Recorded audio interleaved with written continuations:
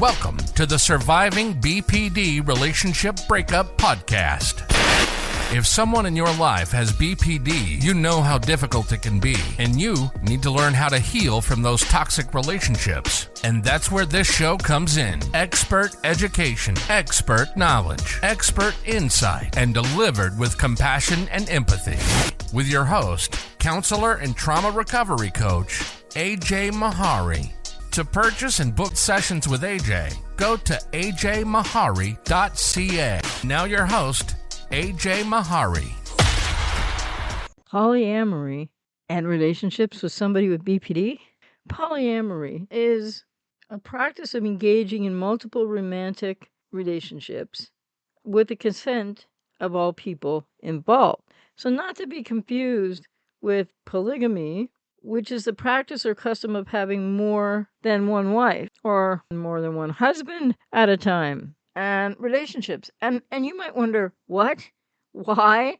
Well, for people, it's not age limited. For people who are, I guess, in the millennial generation and down, or younger millennials, or the next generation and a half coming up, younger people are very much into polyamory. Now, not all younger people, and maybe there's some older people, but I run into this in my client work a lot.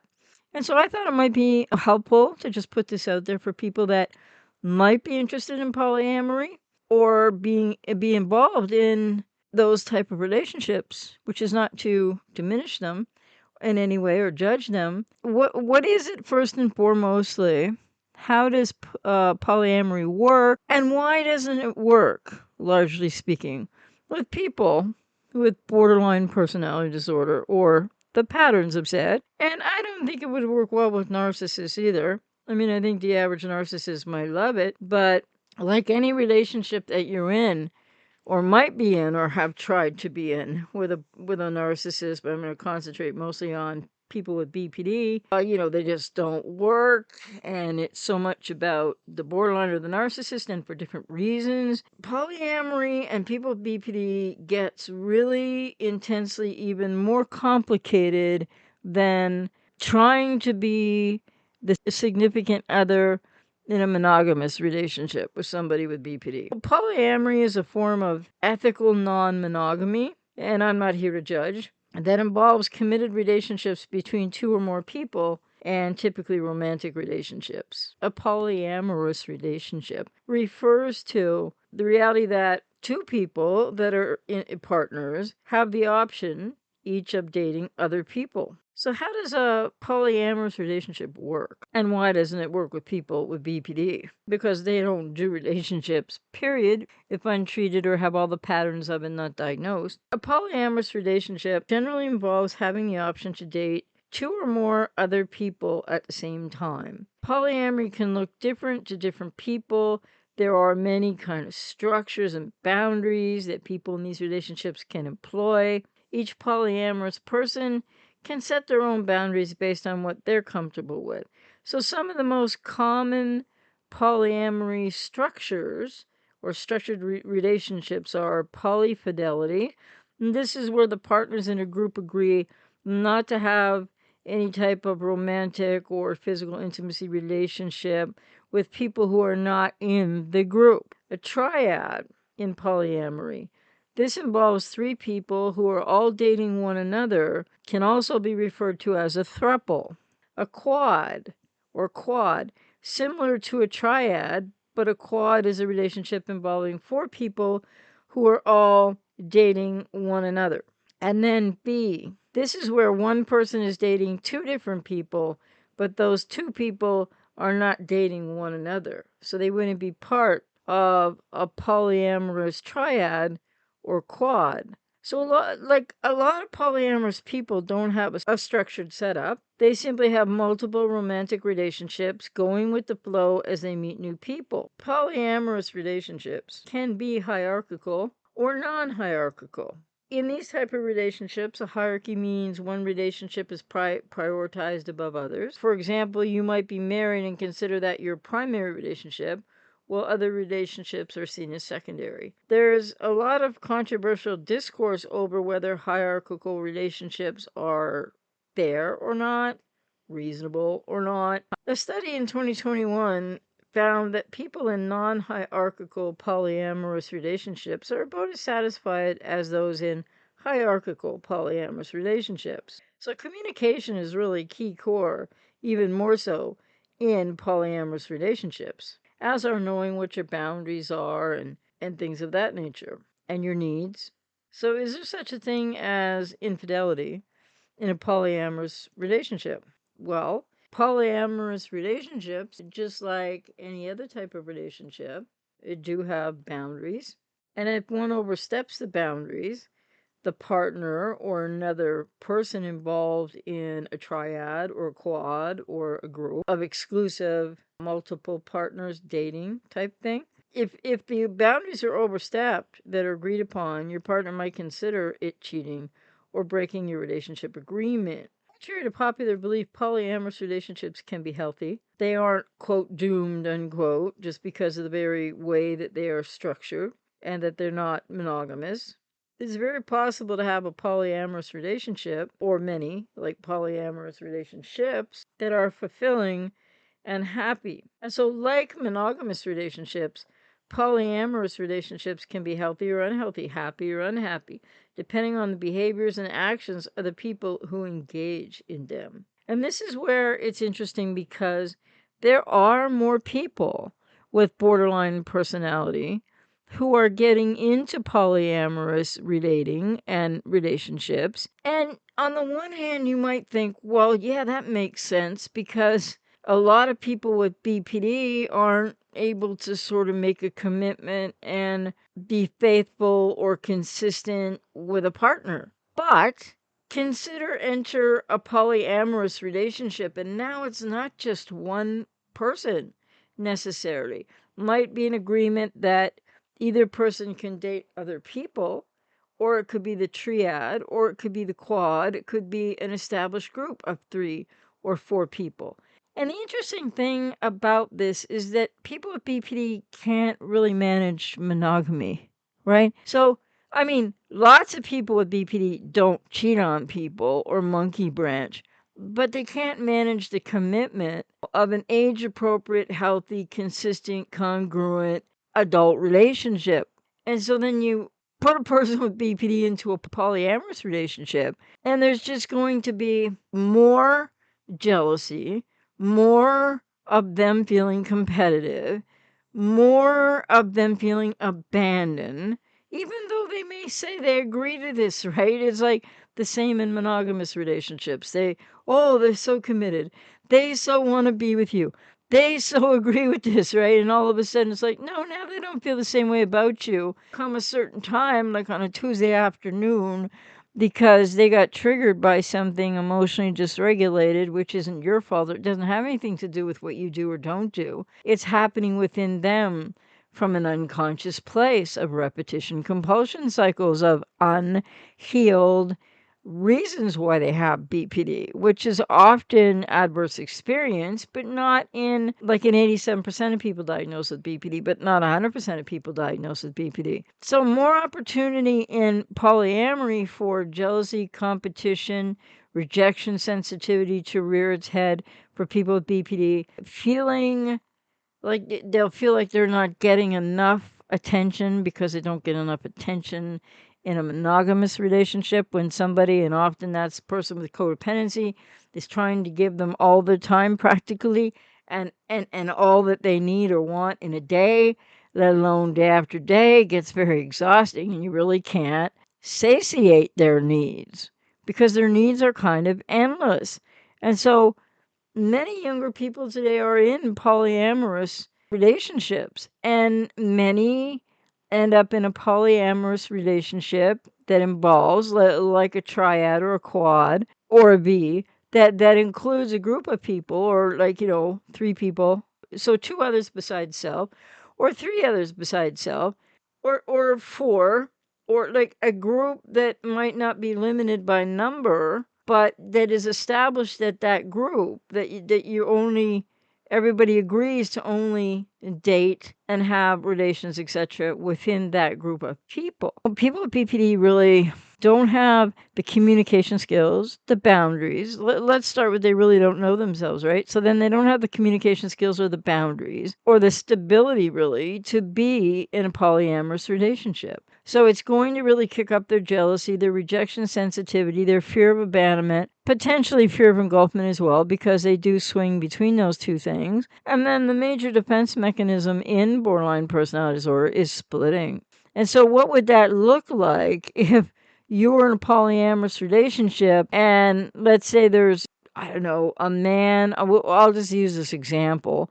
One man with seeing 3 different women, and then maybe 2 of those women see each other, and or there's another man. Like, it could just be all kinds of different configurations, right? And the thing is, so what's going to happen is that a person with borderline personality disorder is going to make this really unhealthy and impossible in a polyamorous relationship one of 2 ways. There's really 2 key possibilities here. One is abandonment and rejection sensitivity when someone that might end up being their favorite person and they establish a group of the people that are in where there are these agreements, the polyamorous group, that people are having relationships with each other and not just with one person at a time.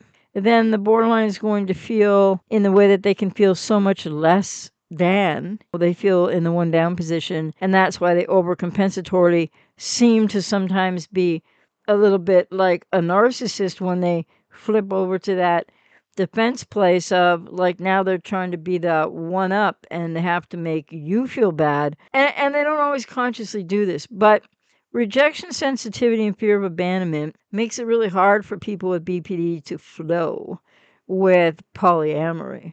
And I've had many clients who've been in polyamorous relationships and been with a person with BPD in that whether they just agreed they could date 2 people that agreed they could date other people, or a triad or a quad, and this V type of situation where I don't think the group of people is necessarily limited. I mean, it will be for different people and different groups in polyamorous relationships, but to not date anyone outside that group is part of what that structured polyfidelity would be about. Well, the other thing is that people with BPD, so they can definitely get into splitting and devaluation and all kinds of acting out, drama and chaos imposed upon however many people are involved in the relationships because of rejection sensitivity and abandonment, which is going to end up being very painful for everyone involved. And then the other flip side of it would be that, for example, if you have a triad, so you have 3 people with an agreement, which there isn't always in a polyamorous relationship, that they will just see each other, these 3 people, or maybe one person is seeing one person, but the other person is seeing a third person. Well, this just sets the stage for the unfortunate nature of defense mechanisms in BPD, which can be triggered by many things aside from fear of abandonment, or fear of engulfment, or jealousy, or all these triggered, what can trigger them to so much emotional dysregulation. And then the next thing you know, they will use that situation, consciously or unconsciously, to try to put undue pressure on one of the other 2 people involved, and this can quickly become triangulation because there's 3 people there. There's the person with BPD and 2 others. Very easy for triangulation and a lot of gaslighting to start happening. And a person with BPD really doesn't have the emotional maturity or a strong enough sense of self or the emotional maturity to be able to maintain the sharing that takes place. The obvious commitment made and agreed to within boundaries, structure or unstructured in polyamorous relationships, that it's not just going to be 2 people. It's not monogamy. So people with BPD can often try to flow with just about anything. They try to flow. They tell you it's fine, it's good, they're into it, yes. But in any and all relationship types and situations, but they really don't have that capability, and they're emotionally immature. And so, I've worked with a lot of clients who've been in a polyamorous relationship with a person with BPD. In a few instances, person who was in a polyamorous quad, for example, and two other people had BPD. And what happens when that happens? Oh, wow. It gets really impossible, super unhealthy really quickly, because then you've got two actual people with borderline personality not only being triggered to emotional dysregulation, but often driven by fear of abandonment, rejection, sensitivity, jealousy, the sense of competition, because so many people with BPD, whether it's monogamy, dating, in a monogamous way or polyamorous, people with BPD just need too much and they're too emotionally immature to be able to handle the dynamics. They can't even handle monogamous dating dynamics or monogamous relationship dynamics because they don't have the self and the emotional maturity from which to do that. So they don't really love you, don't really attach to you, don't really see you or hear you. And then this gets really exacerbated in any polyamorous relationship or situation with dating, etc., because they don't have the capacity to do it with one person.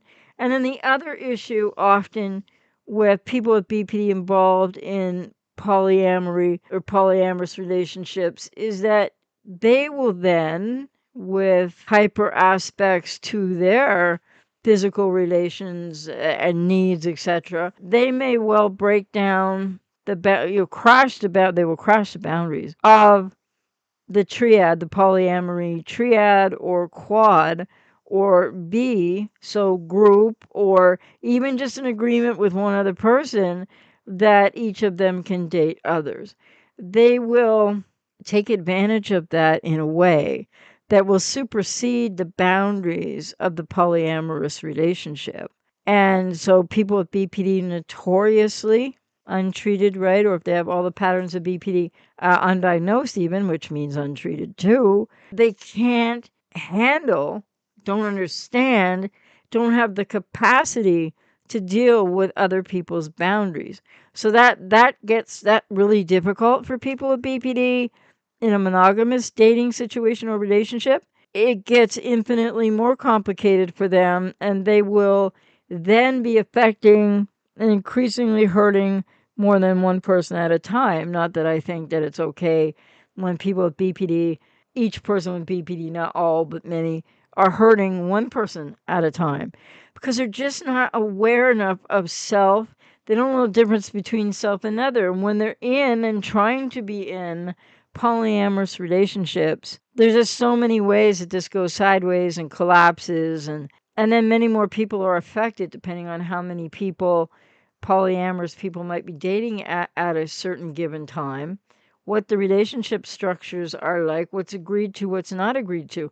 People with BPD untreated can't respect your boundaries, essentially don't really care about your boundaries, but they don't really have a concept of, you say, this is how I feel, this is what I want. When I'm with this person, then I'm going to spend this time with you, etc., in a polyamorous relationship. They don't understand that. And so you can explain it all you want. And these relationships really painfully break down. And then, depending on how many people are involved in a polyamorous relationship, it can very much hurt more than just one person, right? It can hurt everybody that is in the group of people that have agreed to date only within the group, each other, different people sharing time with different people. And, or if two people each say they can date another, and that's another way of having a polyamorous relationship. Well, a person with BPD is either going to take advantage of that to kind of show BPD monkey branching that would be sort of a little bit outside the boundaries of polyamory, and or there can just be all this chaos and punishment and competition and jealousy and obsessing over a certain person versus if when there was someone else who's in a group, or just that agreement of I can date others and you can date others. And people with BPD are just really untreated, just too like emotionally immature, too childlike to handle the responsibility of the boundaries. It takes maturity emotional maturity to make any relationship work, monogamous or polyamorous, and hierarchically polyamorous or non-hierarchical polyamorous relationships. So I just thought I would address this because anybody who's trying to be in a polyamorous relationship where one person, or maybe two, because I've had clients that have been in polyamorous relationships where they figured out that there was more than one person with BPD. And so it's really important to know that as soon as you realize, just like in a monogamous relationship, or even a friendship with a person with untreated BPD, or the patterns of and not the diagnosis, that this is really going to devolve very quickly and be very painful. And you can't know that in the beginning of any of these relationships or relationship types or ways of relating. But again, it gets even more complicated, chaos, disastrous, and to more people when polyamory is what people are into. Many people in polyamorous relationships are satisfied and happy, but that won't include people with BPD or NPD because they're never satisfied or happy. And they have deficits of communication, lack and loss of self, unstable identity, arrested emotional development at a very young age in life, so they don't have the maturity or the ability to ever be satisfied or happy with themselves or in any relationship, be it monogamous or polyamorous. And so, just generally, in 2018, there was a study that looked at people in monogamous relationships and people in non monogamous relationships. And the study found no difference in relationship satisfaction between the two groups. And you know what they probably did, what they didn't study was people with personality disorders being involved in monogamous and non-monogamous relationships and how that really just doesn't work and there's no real potential for it to be healthy. So polyamory and mental health. It does matter if you're entering a polyamorous or monogamous relationship. The important thing is to consider your mental health when making a commitment to someone else and to someone or other people. And this is what people with BPD can't do with one person, let alone more than one person. And many people find polyamorous relationships to be more enjoyable and easier to manage than monogamous relationships. But watch out for the acting out of the borderline in polyamory in the various structures or unstructured, hierarchical or non-hierarchical ways in which these relationships unfold. People that are going to be in a polyamorous way of relating or relationship in whatever way, like hierarchical, non-hierarchical, group, triad, quad, etc., there are time constraints that have to be taken into account, which is true of a monogamous relationship too. Each relationship requires time, and again, if there's a borderline in the mix of the polyamory group, if there's a group structure, time's going to be a problem. Comparisons, jealousy, etc. Energy constraints people need to think about because each relationship in polyamory requires energy, emotional, mental, and physical. This can be a challenge, especially if people have difficulties in energy, and of course, if people aren't very mentally healthy. And jealousy. Some polyamorous people don't experience jealousy, while others do. Being jealous isn't inherently bad, but when people with BPD are jealous, it's a whole other thing than, let's say, the average person being, maybe a little jealous. So people need to learn to express and manage any jealousy in healthy ways. And people with BPD untreated are not going to be able to do that. And so the discrimination can impact a discrimination of being being polyamorous versus monogamous. It can impact people's mental health. Many polyamorous people experience difficulty with the stigma attached to non-monogamy. Facing a lack of acceptance from your friends, family, and community can be stressful. Well, and this also multiplies all of the borderlines issues, right? Makes them just fire a little bit more on steroids, so to speak. Research has indicated that many non-monogamous people internalize negative messages about non-monogamy, which can affect their relationships and sense of identity. This would be really, really true of people with BPD for sure. People with codependency, perhaps as well. And the other thing is, that's like an internalized negative message that there's something, quote, wrong, unquote, if you are polyamorous versus monogamous. And that would be a value judgment that many might hold in society. But I don't have any value judgments about this or judgments at all. So every person has to decide whether, many people are just monogamous. Many people might be wanting polyamorous relationships. But again, with cluster B, with people with BPD, the monogamous or the polyamorous relationships are going to be chaotic and dramatic and exhausting and very painful, because still, whether it's polyamory or monogamy, there can be many people with codependency in the polyamorous group, or relating structure, or however that is organized. And that can be issue oriented as well. So there's no one size fits all when it comes to relationships, polyamorous or monogamous. But here's the thing, it's really tragic. I don't like having to say this, but there's no one size fits all when it comes to relationships at all, with very rare exception, and don't get your hopes up because I just added that. People with BPD untreated, people with all the patterns of BPD undiagnosed and untreated, or narcissists for that matter, are not going to be able to do relationships, period. So whether monogamous or supposedly agreed to be monogamous, and then they monkey branch, they cheat, they do whatever they do, these cluster Bs, well, they can break down the otherwise functional structure in polyamorous relationships as well, and or really take advantage of that to act out in ways that will cross everybody else's or another person's or two or three other people's boundaries and limits. So, what do people need to know before they enter a polyamorous relationship? I'm kind of assuming most people that are in polyamorous relationships kind of know already, but before getting into a polyamorous relationship, it's a good idea to take time educating yourself on polyamory and non-monogamy. And most people are generally familiar with monogamous relationships. It's quite difficult to find a blueprint for polyamory. And this can mean many of the challenges, there are many challenges that are unique to polyamorous relationships, like navigating time management, dealing with jealousy when meeting the partner of your partner can be even more difficult to deal with. Many may feel alone, at a loss when it comes to dealing with these challenges.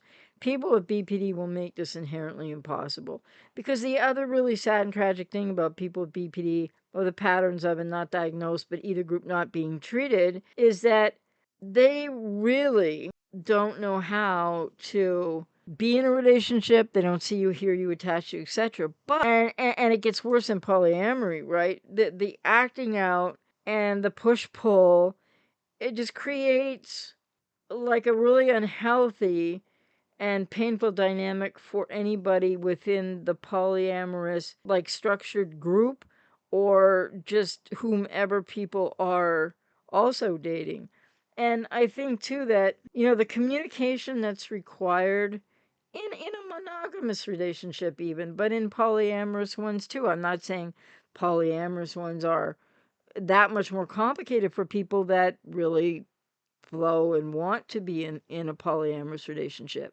But people with BPD don't have the communication skills, the sense of self, or the actual self, or the emotional maturity to be able to communicate with one person in a monogamous dating situation, relationship that probably won't even work, let alone in polyamory. And just as an aside, there's a lot of terminology involved in polyamory. Words like metamor or compersion, how people describe relationships and experiences that are unique to non-monogamy. This terminology might seem unnecessary, but it's extremely useful for communicating with your partners. And just imagine if you are in, or you desire to be in, a polyamorous relationship. So you're just oriented to polyamory, then just think about the terminology involved, which means something and is important to communication. And you have to communicate with more than one partner. It could be several, it could be different numbers of people. People with BPD can't even communicate to one. So it's just disastrous in polyamory like it is in monogamy. So interesting that, I've worked with clients over time and may or may not be, I don't want to say anything about clients I'm working with right now, but I had to get an education on this because I'm a kind of older person now.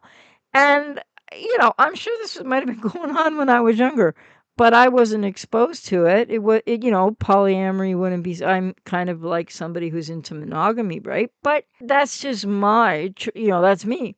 And so for other people that are in or desire to be in polyamorous relationships, then everything about what happens to people who are monogamous in dating or relationships and a commitment to one person and they're with a borderline, untreated, can you just imagine? You have to multiply that just by a factor of however many more people might be in the polyamorous situation of the relationship, whether they're hierarchical, non-hierarchical, very structured, or very not structured. Because what I said about polyamory in the beginning, there's many ways that people or a group of people can agree that their polyamorous group, if they have that structure, will function and what the rules are, the limits and the boundaries that they all agree to.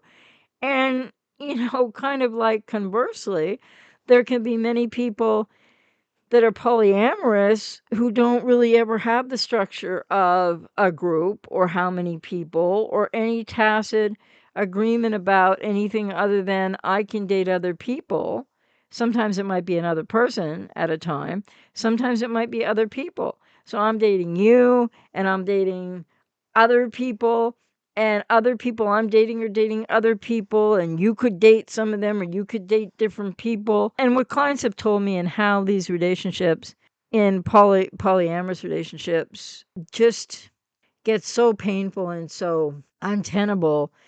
It's not wholly different from how this happens in the relational rupture, the approach avoidance conflict, the devaluation, the continued devaluation, because after the initial idealization split, you're not going to get valued or revalued or idealized again. And even idealization in the beginning with borderlines isn't what you think it is, isn't how people really describe it, because there's much more going on more deeply for the person with BPD to where they still don't see you in idealization, in the idealization honeymoon phase. That just like monogamous relationships, just like being the sibling or the adult child of somebody with BPD or whatever, these relationships just don't work, right? They're dysfunctional, they're very painful, and they can really start to have other people lose themselves. And if codependents are involved in all these different iterations too, it can be even more difficult,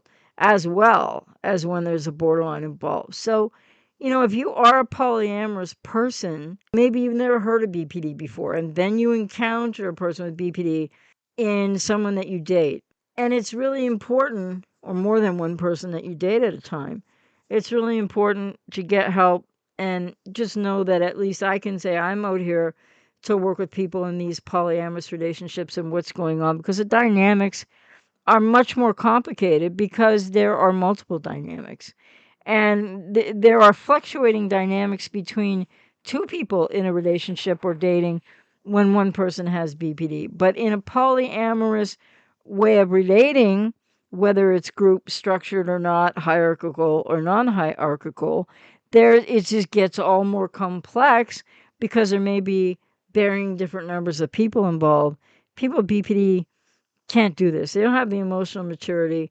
And I'm out here to work with anybody if you're experiencing somebody with BPD and you're not sure what's going on, but maybe, and you think they probably have BPD, just like people in monogamous relationships don't know what they're getting into in the beginning, because if you happen to be polyamorous, then, you too need to know that you can end up trying, you might have some codependency, which isn't related to your preference for polyamory versus other people's preference for monogamy. But when you encounter this in a relationship that's polyamorous as well, it's in some ways even more chaotic, and it affects many more people, and it can break down many more relationships within polyamory, as it really hurts one person in a monogamous dating situation or relationship. So, yeah, anyway, some people might be, what's this all about? But if you are somebody who is into polyamory, just know I'm not here to work with you too. When you can't figure out, or you start to look up, or you realize now that maybe you're dealing with one or more people with borderline personality disorder.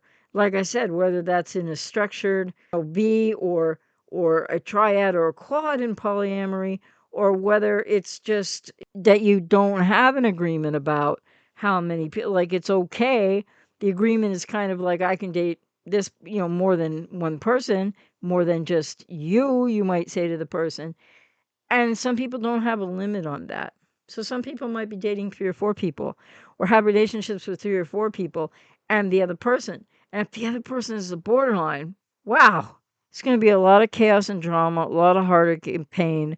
And it's just much more complicated, and for a lot of the same reasons as this gets complicated one-on-one in monogamous dating and relationships. But many more young people kind of like, yes, I've even worked with people in their late teens or 20s, or maybe into their 30s now. And it's not just, I don't think polyamory isn't just associated with any particular generation.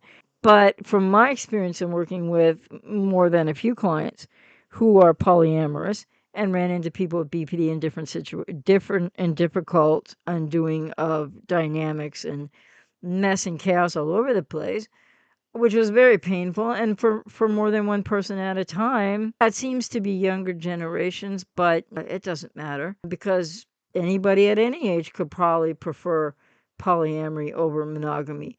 And like I said, that's not my personal choice, but my personal choice doesn't matter when I'm working with clients, because I don't judge people and I don't tell people what to do. So polyamory and people with BPD is a disaster, similar to the relational dynamic impossibility disaster in a monogamous relationship or dating situation, but an even bigger disaster of chaos and drama and pain and fallout and hurt in polyamory, because there are often at least a couple more, or sometimes many more people involved, and it can just destabilize multiple relationships at a time. And whether it's polyamory or monogamy, very painful, obviously, right? But people with BPD, untreated or undiagnosed and untreated, are just not relationship material, adult relationship material in any style or type of relating, monogamy or polyamory. You've been listening to the Surviving BPD Relationship Breakup Podcast with your host, counselor and trauma recovery coach, ajmahari. For more or get sessions with AJ, go to ajmahari.ca. See you next time.